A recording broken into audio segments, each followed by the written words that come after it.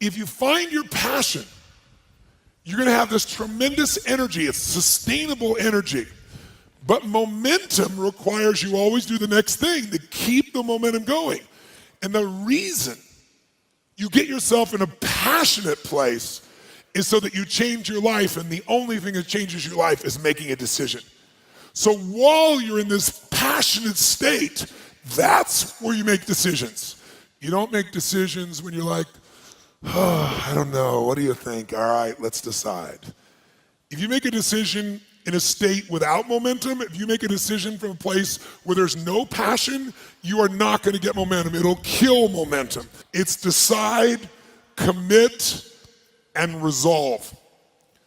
Some of you, in the past, you've gotten momentum, you've gotten passionate, you've even made a decision, but a decision is the first step. Decision is like a war. I gotta do this or that. All right, I'm gonna make myself do this. But commitment is when you now, after you've decided, you commit to do this for the long term. Whether it's hard or easy, doesn't matter. You're doing this. It takes it from this moment and it carries it into the future even when things are difficult. And the third state is resolve. Resolve means it's done. It's like, it doesn't even if you took action, it's done inside you, so it's done out there. There's no question whatsoever. Then once you decide, the only way the commitment and the energy and the momentum continues is if you take immediate, massive what, my friends? Massive what?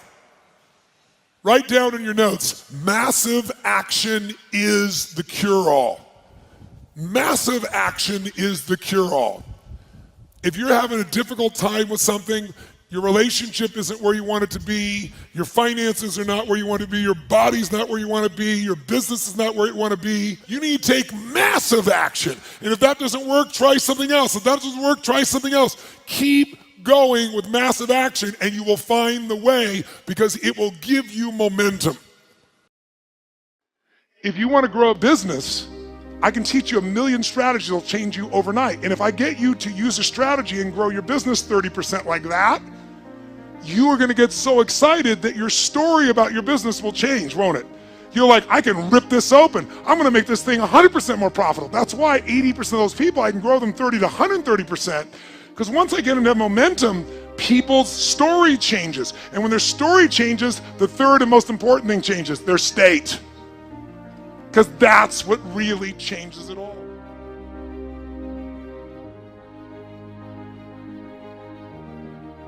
The ultimate question I'm always asking is, how do I help people to break through? The question is, what are you breaking through to? In essence, all of us at some level to feel alive have to always feel like we're growing. When people ask me, what does it take to be happy? I always tell them one word, progress. Progress equals happiness. Even if you're not where you want to be yet, if you're on the road, if you're improving, if you're making progress, you're gonna love it. You're gonna feel alive. On the other hand, it doesn't matter how successful you are, if you stop growing, you start dying inside. Now, how does this relate to this session on breakthrough? Well, I'll say it's really simple. If you and I want to know what it takes to be happy, we have to understand what is our current blueprint of how our life's supposed to be. Now, what do I mean by blueprint? Well, we have a story in our head of how life's supposed to be. Some people's story is you work hard in school, you become really great, you're a nice person, you're a good person, and then you grow up and you take care of yourself and you find the ideal man and you fall in love and you have a white picket fence and you have 3 perfect children and you live happily ever after. Somebody else's story, the old story was you work really hard in school, you excel in college, you go to work for a big corporation, and you move up through the ranks until you're the president or chairman of the company and you become successful and respected throughout life. These are some old stories. Obviously, the stories that we hear today of what people's lives are supposed to be like are completely diverse. We no longer have these little archetypes, but one archetype still seems to remain. And that archetype is, in order for you to really feel like you're enough, many people believe they have to achieve an enormous amount. They may do it in different ways today. They may do it by building a company and taking it public when they're 27 or 25 years old, or they find and create a new technology, or they become a very special doctor. But we live in a culture in the West that teaches people that you're not enough unless you do something really special and unique, and we define special and unique in interesting ways. A school teacher is not special and unique. A mother who stays home with her children day and night, sculpting their minds, their bodies, their souls, and their future is not special. We live in a world today where we treat teachers like they're nobody and pay them accordingly, and we wonder why our children seem to have challenges in learning and growing or being engaged in school. When we spend thousands of dollars on some item like a computer, but what we look at overall we invest in for the teacher and for that person who's the personal connection with them is so small. We live in a society where many women look down and say, well, you're just a housewife, you're just a mother. See, some of the pain we have in our society is not because there's one right or one wrong approach, but because we try to make everybody fit into some particular approach to life. Here's what's going to make you happy or make you unhappy in life. It's real simple. Let's do a quick test. If you're in a situation right now where you look at your life, I know there's an area of your life that you probably feel pretty darn good about. Even if you're not happy with your finances, I bet you feel damn good close to your kids. Or if you're not close to your kids, maybe you don't have any kids, maybe you feel really good about your career. If you're doing not so good in your career, maybe you got a really great body that you've trimmed down or strengthened up, or you really shaped yourself the way you want, muscularly, or in the way you look. Or if that's not happening, maybe you feel a really special connection with God, or really close to your mother or father or your family, whatever. Almost everybody has an area of their life they feel really good about if they're honest and if they're fair to themselves. What's an area of your life you really feel happy about? And I want you to think about it for a moment, truthfully. What's an area in your life today that if you wanted to be happy about it, you really could feel proud about it? You could feel like it's an area you're doing darn well in.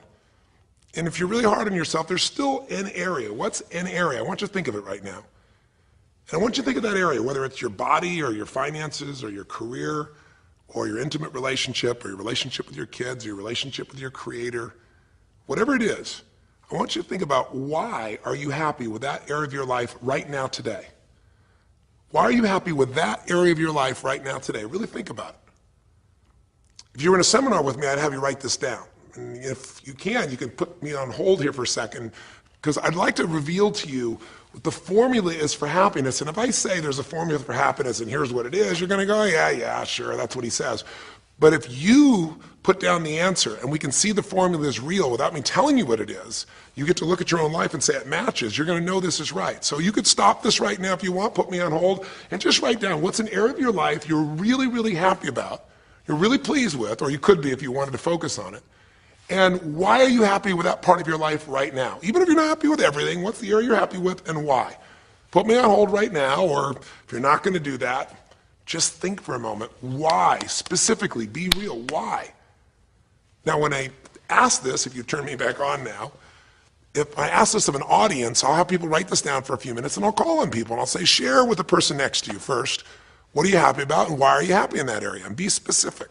And after they share, I'll have people stand up, I'll call on a variety of people, and I say, ma'am, tell me, what are you happy about? And she'll say, well, honestly, I'm really happy with my body. She goes, I never thought I'd say that, but I used to be so unhappy with it, and I did some things, I pushed myself through, and now I exercise regularly, and I'm not perfect, but I feel fit, I feel strong, I feel energetic, and that's really, I don't know, it just feels good to me. Now, I say to everybody, I'm now going to show you what the formula for happiness is, and it's real simple. I want to reveal it to you so you don't ever forget it. Whenever you're happy with an area of your life, it's because right now, your current life experience, I call it your LC, your life conditions, the conditions of your life conditions in that area match or are equal to your blueprint, your story, your belief about how life should be in that area. So this woman says to me, I'm really happy with my body because it's not perfect. Her blueprint is I don't need to be perfect, but it's so much better than it was. I'm fit and I'm strong and I have this energy. Her mental blueprint says I should be fit, strong, and have energy. I don't need to be perfect, but I should be that way. Well, when my life, my body matches how I think it should be, I feel good about my life. I'll ask somebody else. I'll say, tell me an area you're happy with. Someone else will say, well, I'm really happy with my career. And why? Well, I'm doing better than I even thought I would be. I'm ahead of the schedule of where I hoped I'd be at this stage. I'm working at this level in this company and I have these skills and this ability and it's even better than I thought. Well, once again, listen, this person's happy with this area of their life because their current life conditions in the area called their career are even better than they expected they would be, better than their blueprint, better than their belief of how it should be. If it's really better, you tend to be over the moon. One woman would say, you know, I gotta tell you, I said, I'm the happiest I've ever been in my whole life. How come? She goes, because I have this man in my life and I'm in love with him and he loves me and I can be myself with him. And we have this incredible intimacy and this passion and we want to be with each other all the time and I never get bored with him. Well, what's her blueprint? You want to be with somebody that you can have total intimacy with, somebody who you love and loves you. Those are part of her rules, her beliefs of how it should be. She said, you know, it needs to be, I never want to be with anybody else. I want to be with them every moment. Her blueprint about how life should be and the way she lives, her relationship's even better than she hoped. When it's better than you hope, you're going to be totally excited. So think about this then. What's an area you're not happy with? Let's see if we can find the formula for unhappiness. If the formula for happiness is to be able to meet your expectations or exceed them, that really makes you excited, but to be happy, you gotta at least meet it. It doesn't have to be perfect, but if you generally are meeting what you expect you want from your life in that area, you feel good. Life conditions match blueprint, feel good. So what makes you feel bad? What creates pain, stress, frustration? Real easy way to figure it out. Answer this question. What's an area of your life you're not happy with? I mean, be honest with yourself. And even if your life is great in all kinds of ways, I'm sure there's an area you'd like to improve. Anybody who's honest, if they're doing great in their career, very often they don't take care of their body so much. If they're really focused on their body, you know, very often they find themselves in a position where they're not spending enough time with their kids. Or if they're spending time with their kids, their intimate relationship's not doing so well. Because it's the nature of human beings to focus on areas they feel comfortable with and strong in and give those time. And the areas they don't feel so strong and they go, I don't have time for it. What they're really saying is, I don't feel very competent in that area. So what's an area of your life that you are not as happy with? I mean, it's healthy, honestly, to look at areas and say, I don't like it, I want more. This whole concept of a breakthrough is about how do I close the gap between where I am right now and where I want to be. That's what we're here to do. It's like, here's where I want to be, here's where I am. It's healthy to see there's a gap. That makes me have this hunger, this drive to grow, to feel alive, to expand as a human being. So is it your body? Is it your finances? Is it your career? Is it your spiritual life or lack thereof in terms of feeling connected in that area? Is it your kids? Right? What's the area? What's the area that's not where you want it to be? And then answer for a moment, why aren't you happy with that area of your life right now? Why specifically today are you not happy with that area of your life at this stage of your time of your life? Again, you can stop this and write it down. Might be useful for you. Or if you're going to keep it running, stop it and you'll turn it right back on and I'll kick into it. Do that now.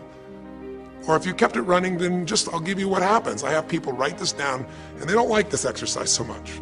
Oh, I don't like my body, or I don't like my finances, I don't like my career, I don't like the person I'm in a relationship with, I don't like myself the way I'm in relationships. Why? And they write it all down. Have people share back and forth. I call on people and the lesson's pretty clear. I tell people in advance, here's the formula for unhappiness. I'll show you before you do anything else. When your life conditions, the way you're living your life today, does not match, it doesn't equal your blueprint, your story of how it's supposed to be, then you're going to have disappointment, frustration, or pain. If your life is way different than the way you think it's supposed to be, you can have enormous pain. If it's a little different, you might feel stressed. Make sense? So people stand up and they say, tell me, what's the area you're not happy with? The person says, well, I'm really not happy with my finances. And I go, why? And they say, because I'm doing worse now than I was 5 years ago. I made mistakes in the market, and at this stage of my life, I should have this much money, and I don't have it, and I don't know how to change it, and it's making me crazy. And why are they crazy? You say, well, because they don't have their economic needs met. No, you can not have your economic needs met, and you can still be okay, but when you have an idea, this is what my need is, and I did the wrong thing, my life doesn't match how I'm supposed to be, that's when people get a little crazy. See, think about it. If You grew up taking care of folding your own clothes, making your own meals, going to the store, doing the grocery shopping, cleaning the bedroom, cleaning the house, vacuuming, taking out the trash, and you did that your whole life. Then if you have to do that later on, you don't feel like you have economic pain because you don't have a maid.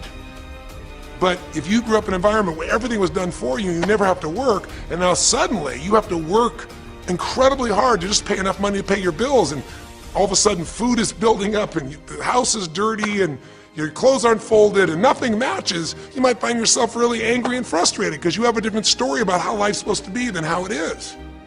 Someone else will say, well, I'll tell you why, because I'm in a situation now where, I'm 30 pounds heavier than I should be. Should be is the key word. There are people in all cultures who love being big. There are people that will walk around and someone else might think they're massively overweight, but they're going, I own this, honey, and they really, truly, they match their blueprint. Big is beautiful, because their idea is big is beautiful. I'm big, that's beautiful, matches my blueprint. Rock and roll, I'm happy as can be. Somebody else can look like a twig and be stressed out saying, I hate my body, because their blueprint says I should be the skinniest thing on earth and I'm not skinny enough. Am I making sense? When your life conditions don't match your blueprint, you're going to have pain. But here's when you suffer. When I ask people, who here has been through the dark night of the soul? Who's been here in a situation where you feel like life isn't worth living, or we feel like a pain that just will never go away? And a lot of people write down those experiences, like Joaquin. So you'll begin to understand what the issue is I'm talking about here. Joaquin, if you recall, was in a situation where this man felt like there was no reason to live. He couldn't work, he couldn't do anything, his life was worthless. Why did he think that? Because he had a blueprint. And his blueprint said, I need to be an NBA basketball player, at least a professional basketball player. I need to be able to make money and have this great lifestyle, because that's what makes me worthwhile as a human being. That's what makes my family respect me, my mother, my uncles, my aunts.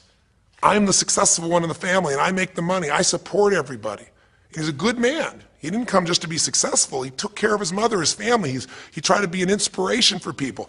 Joaquin Hawkins is a man who was always going out on his free time and training kids and showing them the pathway to freedom, how they could play basketball and get free like he did and get out of the inner city. So this man is not a selfish man, but he knew this is the way to be worthwhile. This is the way to be able to give to people. This is the way to take care of your family. And all of a sudden, one night, what happened? That way was taken from him. He has a stroke. And in the middle of the night, his life conditions make it impossible to be who he has to be, or he feels like he's worthless. You get it? We have an identity. We have a story of how we're supposed to be. And if life somehow gets in the way of that story, we feel pain. But if we feel we have no control, that's when we go into suffering. See, it's one thing to say my life doesn't match my blueprint, I gotta lose weight.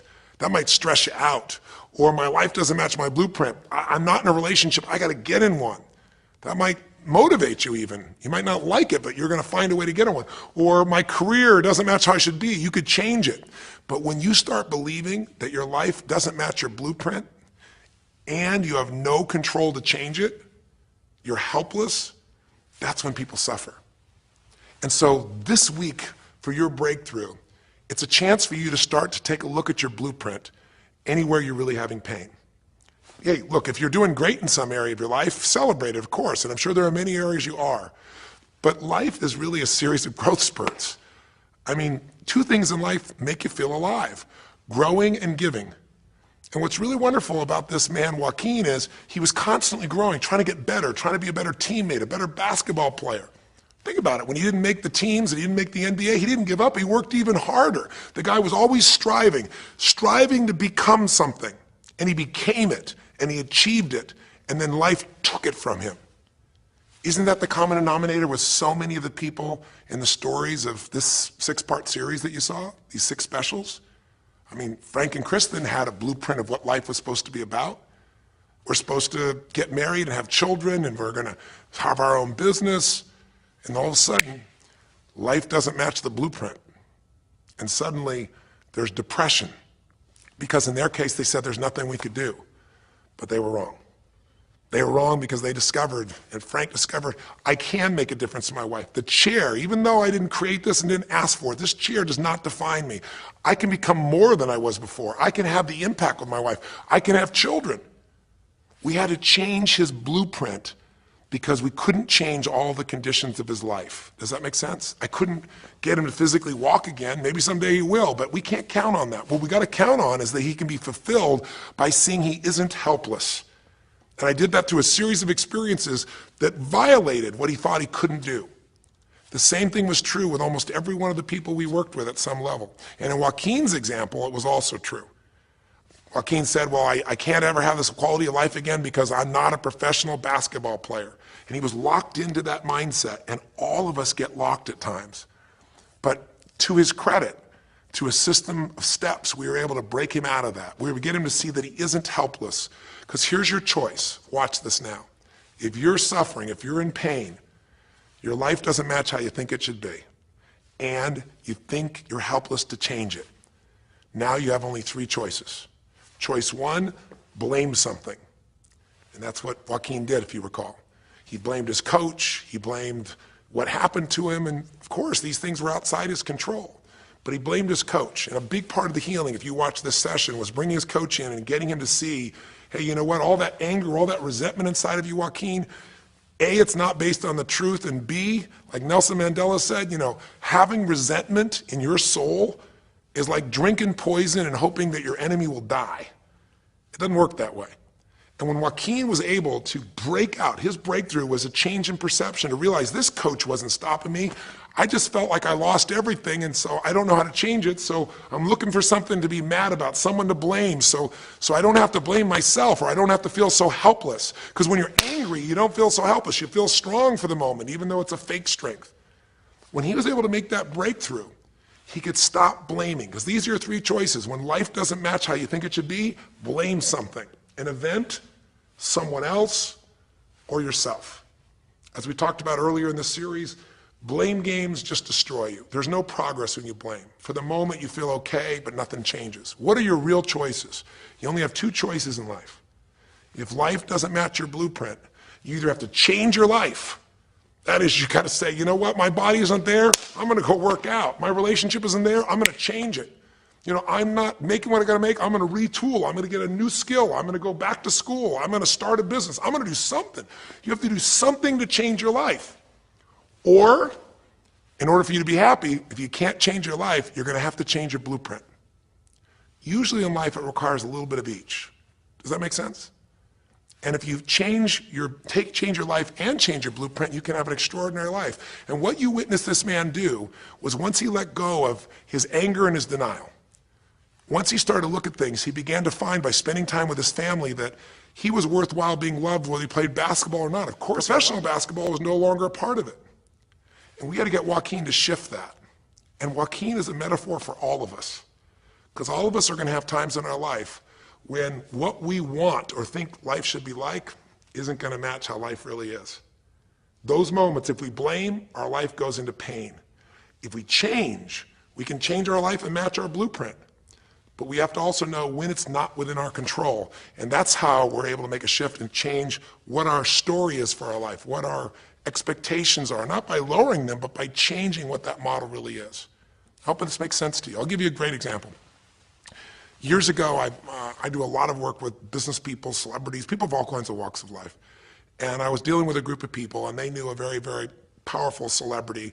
And to give that person privacy, I won't tell you too many details, so you can't figure out exactly who it is, but it would be a person who was very successful as a woman, who was extremely attractive by cultural standards, a woman who's had a lot of dear friends, a lot of deep respect, so great skill, great ability, extremely talented, quite attractive, quite wealthy in financial terms, and lots of great friends.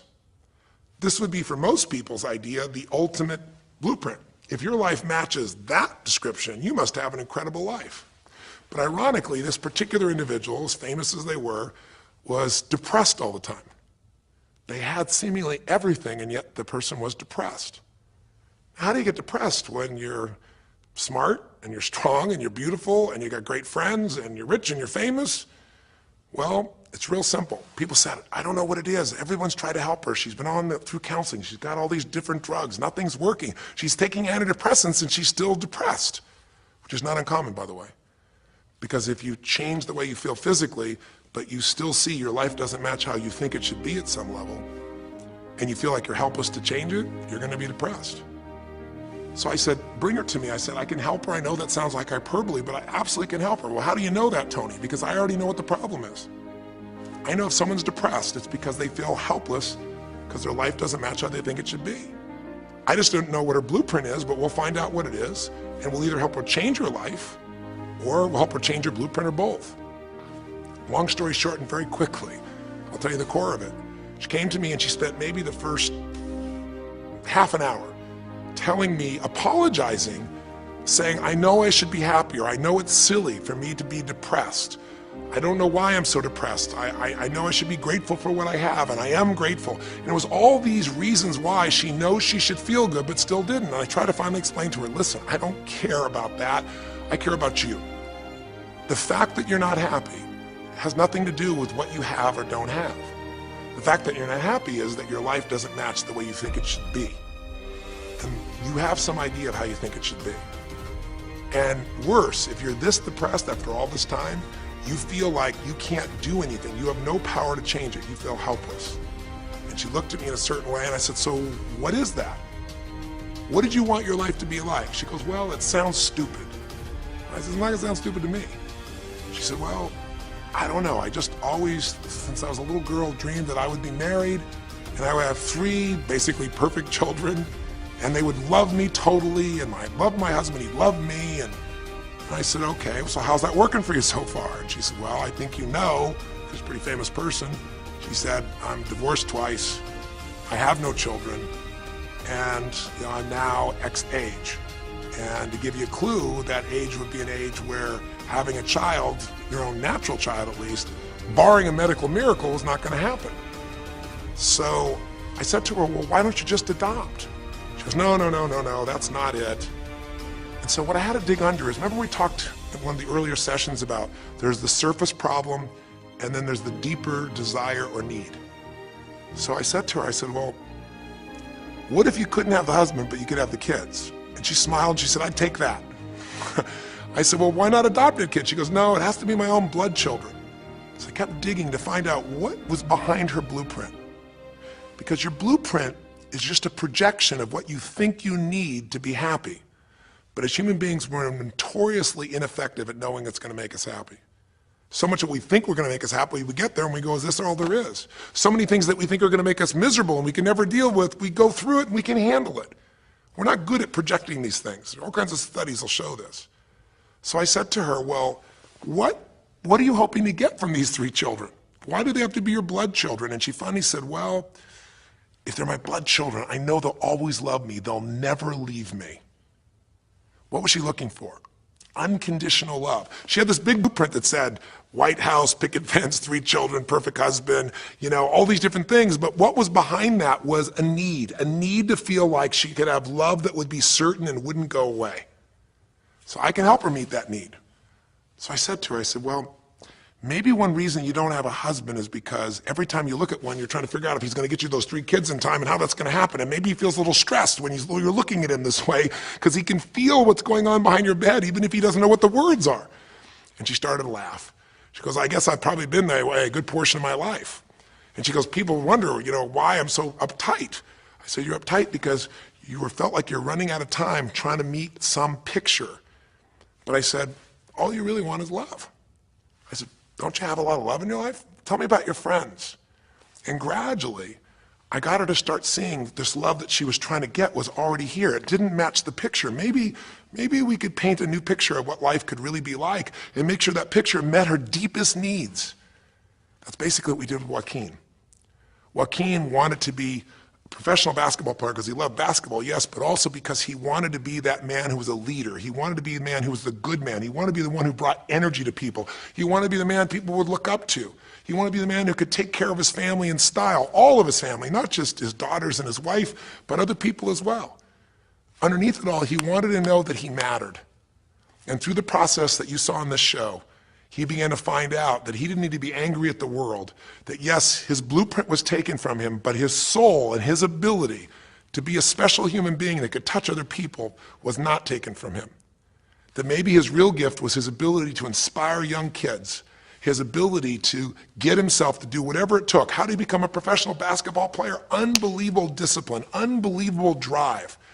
He started bringing that to picking up trash, and the game started to change. He started to have fun there. He could come home and take care of his kids and pay his bills. That doesn't solve everything, but it gives him a way to suddenly regain himself. When he sat around with all of his family, and you saw part of those scenes, and if you watch little areas of browsing this week, you'll see some more scenes from his family where you see him beginning to realize they love me whether I'm rich or poor. They love me whether I'm a professional basketball player or not. They love me. That's what he was really after. And when he got that, it allowed him to let go and say, I can do other things. That doesn't mean he won't have challenges. We're all going to have challenges in our life. It doesn't mean that at times he won't wish he's doing more, but he's no longer stuck. He's broken through because he now knows I have control. I can change my life or I can change my blueprint. And when I do, I can fulfill it. I can start to feel that aliveness. Now here's the trap. What do you think happens once you fulfill your blueprint regularly? Once you figure out how to do what you always dreamed of. You always dreamed to live a certain way, and now you're living that way, living that way, living that way every day. Well, the human nervous system, the human spirit needs to grow. So pretty soon you'll get bored with that, and you'll come up with a new blueprint. That's part of life that's exciting.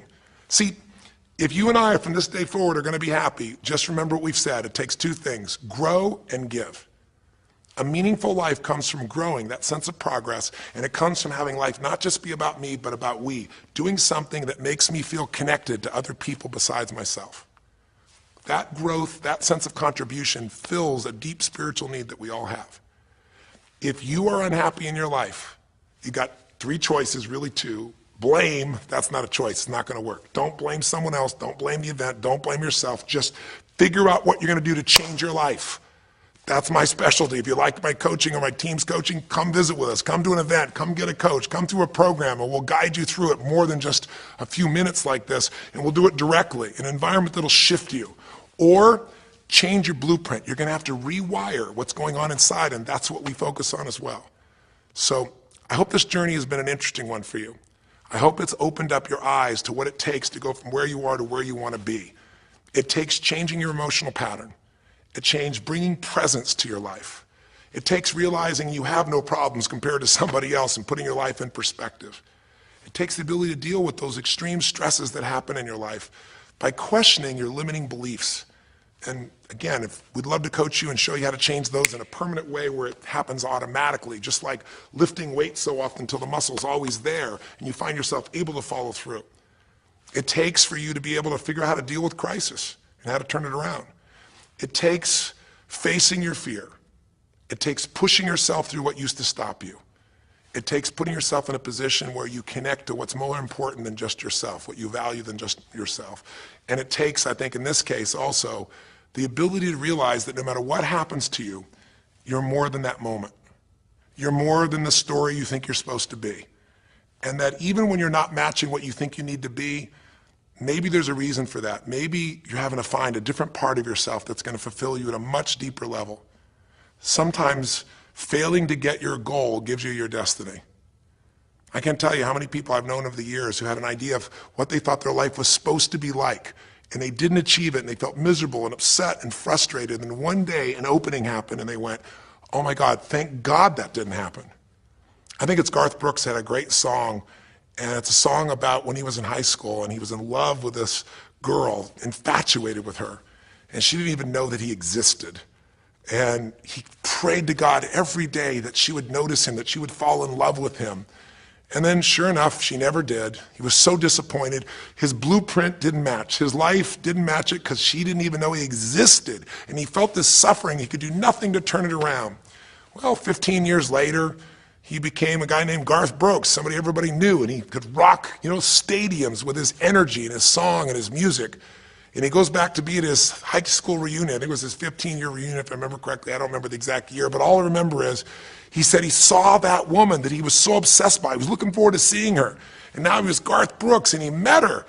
And after he met her and spent some time with her, he wrote a song called Thank God for Unanswered Prayers. Sometimes not getting your blueprint's the best thing that ever happened, because the disappointment drives you to find something more important inside of you. Or not getting it makes you look for another aspect of your life, a spiritual aspect, a family aspect, a physical aspect. If you can just trust that life doesn't happen to you, it happens for you, then you can find in any situation a benefit that can take your life to the next level. I don't care if you're Frank and Kristen. I don't care if you're, Mandy and Scott. I don't care if you're Joaquin and Kim. Every one of us in our life is going to face situations where it feels like we have total trauma, something that's been taken from us. The real question is, what are you going to do with it? Some people just live in their story of what they don't have, and they have the right to do that. If Frank and Kristen lived in pain and felt bad, we'd all say they have the right to do it. It's the difference between what you have the right to do and what you deserve to give yourself and others. We have the ability to transcend whatever happens to us. There's something called post-traumatic growth. Very few people know about it. Two people go through the same stress, one's destroyed, the other grows. What's the difference? The people that grow will not give up. They don't have any excuses. They find the way to break through whatever it takes. And when they do, three things happen. Number one, they realize who they really are and what they're capable of. They realize they're so much stronger than they thought they were. And number two, they deepen all their relationships. You want to know who really cares about you, who you love and who loves you? Go through some tragedy, go through some hard times. All your Facebook friends go away. Your real friends, your real family shows up for you, and you show up for them, and it deepens your relationships. And the third thing happens, if you can push yourself through and break through whatever challenges life gives you, is each time you have a breakthrough, you get stronger. And it almost like builds a psychological immunity in you, where suddenly, all of a sudden, it's like stuff happens, you know stuff's gonna happen, and you're not scared of it anymore.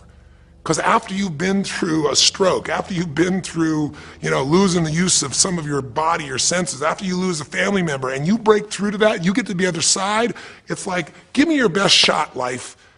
It's almost like there's this psychological immunity that says, I'm ready for whatever life will give me. I don't want challenges, but if they're here, I know I can handle them. That strength of spirit is what creates a sense of freedom and joy in life. And that strength of spirit basically comes from living a life where you are constantly and never-ending thinking away to improve yourself and to help others. That's my mission, and if we can serve you again in the future, I hope you'll check us out. There's 3 ways you can continue to participate with us. You can come to an event. Come have an experience with us live at a weekend at our Unleash the Power Within or our Date with Destinies. I think you'll find it's very different than just sitting here talking to you quietly, sitting in front of your computer screen. It's a rock and roll environment. It's like going to the ballpark and having one person sitting there talking to you versus being in the ballpark or the rock and roll concert, with 50,000. There's an energy and a power that comes from it. Second is there's immersion. Here we talk for an hour, there's distractions and emails. There it's total focus, and we go for immersion where literally what we did here over 6 weeks, a few little conversations, all that happens over and over again, multiple times a day, and you get that shift. So come to an event or call up and get a coach. We have people that you can work with and have a free coaching session and make sure it's really valuable for you. But these are people that can check in with you to help make sure you break through, you make the changes you want to make in your career or your finances or your body or your emotions or whatever area matters to you. And finally, lastly, and probably most importantly, every day you got to feed your mind. Because every day most of us are turning on, some form of news. It shows up in our pocket, in our Blackberries or iPods or our iPhones, I should say. It shows up on your computer constantly. It chases us, and it rarely does a good idea interrupt you. Really what you have to do is pursue the ideas, pursue the experiences that are going to change your life. And we have a way to do it called net time, no extra time. A way where you can keep feeding your mind the stuff that really matters with some products or services. So if you're interested in any of those things, be sure to click on your interest of an event or interest in having a free coaching session, or maybe try one of our audio programs, because the other challenge here is with video, you got to sit here potentially and watch me, but with audio, you can do it while you're working out, you can do it while you're cleaning the house, you can do it while you're driving in the car, while you're getting to work. We'd love to continue serving you in any way we can. I know I've gone long in this session, but I really want you to think about, how can I get my life the way I want it to be? The way I do it is I figure out what my blueprint is and I update it for what life is. I change my life, match my blueprint, and suddenly my life feels full and alive. Thank you for the time that we spent together here. I've really enjoyed our time, and I hope that this breakthrough series reminds you to never settle for less than you can be. Never settle for less than you can give or you can share. Live strong, live with passion, and God bless.